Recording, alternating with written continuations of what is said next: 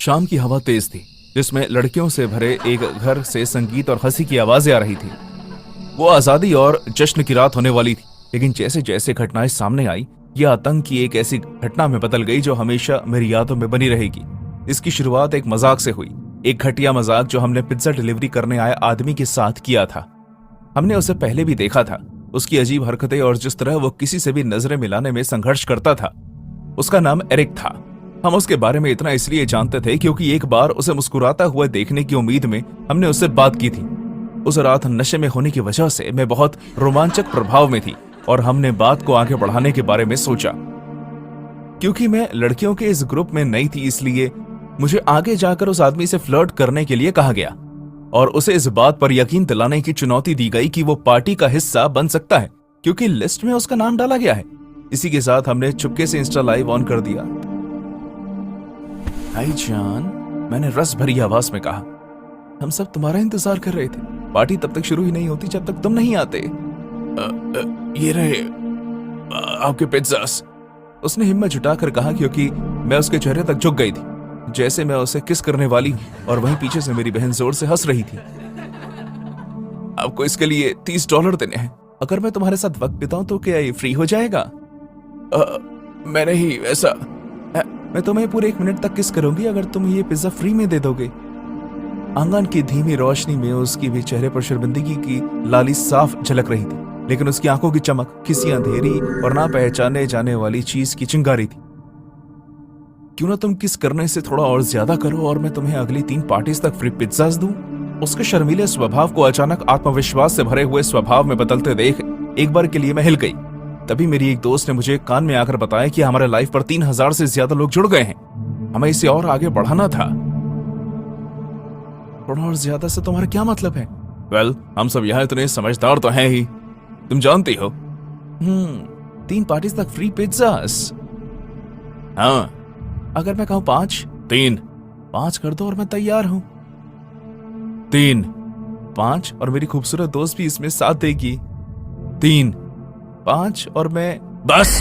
मेरा गला पकड़ने से पहले वो मुझ पर जोर से चिल्लाया। उसने सीधे मेरी आंखों में देखा, उसकी आंखें लाल हो चुकी थी। मेरे साथ इस तरह बहस मत करो। इस वक्त मेरी बहनों को बीच में आना पड़ा और उन्होंने इंस्टाग्राम से लाइव के बीच में ही उसे धमका दिया। चौंका देने वाली बात तो यह थी कि वो सिर्फ वहां से भागा नहीं बल्कि पागलों की तरह हंसने लगा। उसकी आंखों में बदले की भावना हम सबको दिखाई दे रही थी। आगे जो होने वाला था हम सब उसके लिए तैयार नहीं थे। एरिक कुछ समय बाद रात की आड़ में वापस लौटा। हम सब इस वक्त सुस्त पड़े थे जब अचानक लाइट बंद हो गई। हमें इस बात का एहसास होने में ज्यादा वक्त नहीं लगा कि बहुत सी लड़कियों के फोन गायब थे। हर जगह दहशत फैल गई, लेकिन उसके बाद जो शांति आई वो इतनी गहरी थी कि उसकी चीख ने हमें बेचैन कर दिया। और फिर दरवाजे पर दस्तक हुई, जानबूझकर बहुत तेज। मैंने उसे लिविंग रूम में देखा।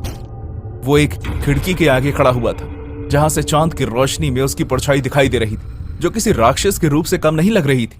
जब वो बात करता तो उसकी आवाज बिल्कुल शांत लगती, उस आतंक से बिल्कुल विपरीत जो उसने हमें कुछ देर पहले दिया था। तुमने मुझे अपने खेल का मुख्य हिस्सा बना लिया, उसने सर टेढ़ा करते हुए कहा। वो मुझे ऐसा देख रहा था जैसे मैं कोई नमूना हूं। अब तुम मेरे खेल की मुख्य पात्र बनोगी। अचानक बेसमेंट से जोर की आवाज आई। मैंने 1 सेकंड के लिए उस तरफ देखा और उतने में ही एरिक गायब हो गया। मेरी सबसे खास दोस्त जेनिफर, जो उस मजाक के समय सबसे ज्यादा जोर से हंस रही थी, बेसमेंट में मिली। उसके होंठों को कान तक काट दिया गया था, उसकी आंखों को निकाल दिया गया और उनकी जगह पिज्जा की टॉपिंग पेपरोनी रख दी गई। इससे पहले कि हम समझ पाते कि ये क्या और कैसे हुआ, हमने 2nd फ्लोर के बाथरूम से चिल्लाने की आवाज सुनी। लीजा और मरीसा, 2 जुड़वा बहनें, गीले कपड़ों में बाथरूम में लेटी हुई पाई गई। उन्हें मुश्किल से उसमें फिट किया गया था।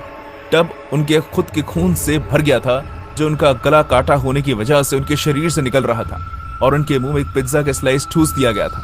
एरिक की उपस्थिति और भी ज्यादा बेशर्म हो गई। उसने बार बार हमसे मिलना शुरू कर दिया। वो हमें डरा हुआ देखकर बहुत खुश हो रहा था।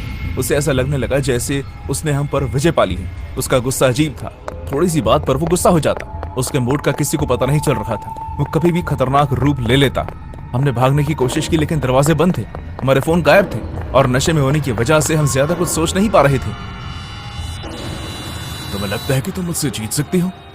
उसने मुझे चुनौती दी और मुझे किचन में घेर लिया। उसकी गर्म सांसें मुझे अपने चेहरे पर महसूस हो रही। उसकी आंखों में अंगार था।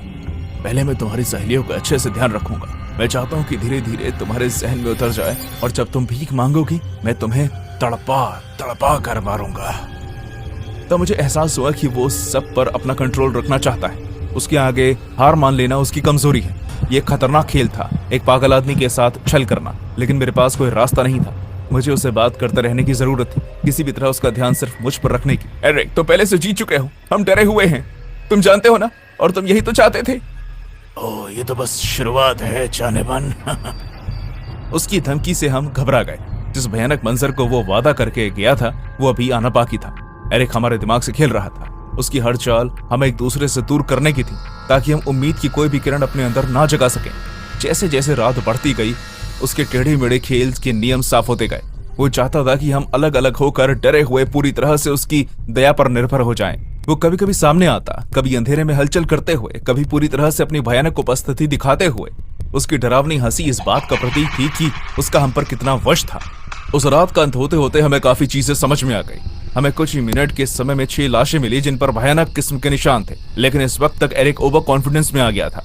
उसका मेरे साथ बातचीत का वक्त और लंबा और तानों से भरा हो गया था। ऐसे ही एक मुलाकात के दौरान मुझे अपना मौका नजर आया। उसने मुझे लिविंग रूम में कोने में फिर से घेर लिया। उसके हाथ में खून से लिपटा एक तेज धार का चाकू था। चांद की रोशनी उसके पापी चेहरे पर पड़ रही थी। तुमने देखा ना काले, गलत आदमी से पंगा लेने का अंजाम। मैं तुम्हारे 3 और दोस्तों को सुलाने के बाद तुम्हारे पीछे आऊंगा। अगर तुम अभी भी हार नहीं मानना चाहती तो। उसका ध्यान मुझ पर, उस डर पर जिसे वो मेरी आंखों में देखने की उम्मीद कर रहा था, इतना था कि उसका ध्यान उस भारी किताब पर गया ही नहीं जो मैंने चुपचाप शेल्फ से उठा ली थी। पूरी हिम्मत और जोर लगाते हुए मैंने उस किताब के कोने से उसके सर पर दे मारा। उसके प्रभाव से वो लड़खड़ा गया और चाकू जमीन पर गिर गया। ये वो मौका था जिसकी मुझे जरूरत थी। जैसे ही उसका ध्यान खुद को संभालने पर गया, मैं चाकू की ओर लिपटी और मैंने उसे उठा लिया और बिना किसी संकोच के एरिक को नियंत्रण हासिल करने दिए बिना एक्शन लिया। मैंने एक चीख के साथ, जिसमें कुछ हद तक डर और कुछ हद तक गुस्सा, चाकू घुमाया। वो सतर्क हो गया। ब्लेड उसके चेहरे पर जाकर लगा और वो गिर गया। उसके चेहरे पर सदमे का भाव था। शोर सुनकर बाकी लड़कियां भी भागते हुए आ गई और उन्होंने मुझे एरिक पर चढ़े हुए देखा। मेरे हाथ में चाकू और स्वभाव में सबकी जान बचाने का संकल्प था। हम सब ने मिलकर उसके हाथ पांव बांध दिए। उसकी जेब से उसका फोन निकाला और उसके लहलुहान शरीर पर लात मारते हुए पुलिस को बुलाया। जब मैं फोन कर रही थी तो मेरी सहेलियां तब भी एरिक को मार रही थी। जब पुलिस पहुंची तो उन्होंने हमें एक दूसरे के साथ लिपटे हुए देखा। वो एरिक को गिरफ्तार करके ले गए। उसके बाद सवालों के भवंडर आए। उस घर में दिलचस्प और डर भरा दृश्य दिखाई दिया, लेकिन इन सब के बीच हमें खुद पर गर्व था। हमने न केवल खुद को उस रात के आतंक से बचाया था, बल्कि उस अंधेरे से भी खुद को निकाल लिया था। तो दोस्तों, कैसा लगा आपको ये वीडियो? अगर ये वीडियो पसंद आया है तो प्लीज चैनल को सब्सक्राइब करके बेल नोटिफिकेशन दबा के ऑल पर कर लें और वीडियो को लाइक करना ना भूलें और कमेंट में बताएं कि कैसी लगी आपको ये कहानी।